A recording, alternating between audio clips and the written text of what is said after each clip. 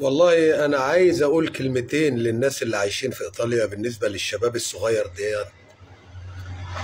أنا عايز أعرف أنت بتصحى الصبح تشرب قهوة وتجيب علبة سجاير بتخش لك في 10 يورو.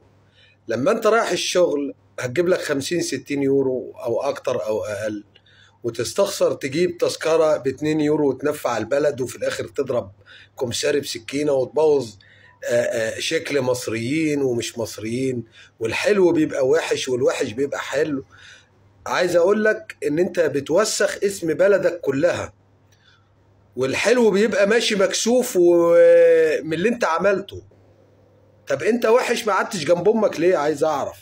تسرق وتمشي تركب ببلاش في بلدك وتعمل، انت راجل غريب الوقتي. لازم تحترم نفسك وتعيش في بلد عشان تعرف تاكل عيش، لا اما تروح تقعد جنب امك وتقتل وتسرق وتعمل اللي انت عايزه، وتشرب سجاير وتشرب حشيش عليك وعلى اللي جابك. وبتيجوا تراجروا في المخدرات وبتيجوا تمشوا مع بنات وتعملوا اللي انتوا عايزينه، وتروحوا تسرقوا بالعافية وتقتلوا بالعافية وكده. انت دلوقتي يا ابن الجزمة اتعدل. ركبت القطر اقطع تذكرة، ركبت المترو اقطع تذكرة. ما تقابلش حد تكلمه وحش، تحترم نفس امك ادام انت في بلد شكل كده. هتعيش وتفتح صدرك، روح اقعد جنب امك عشان لما تتحبس امك تاكلك. ما توسخش سمعة غيرك يا حيوان، يا ابن الحيوان. انا بقول لك اهو، انتوا خليتونا نمشي بقينا مكسوفين نقول ان احنا مصريين اصلا. احنا بقينا مكسوفين نقول ان احنا مصريين. بالنسبة للعيال الصغيرة ده يا جماعة انا بقول لكم العالم دي لازما تتربى.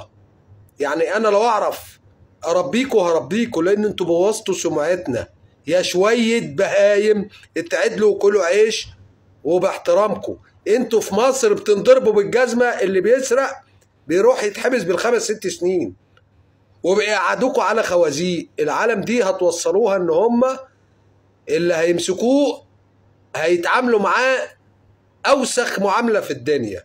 احنا بقينا نتكسف نقول ان احنا مصريين. اتعدلوا يا شوية حيوانات، مش هقول اكتر من كده.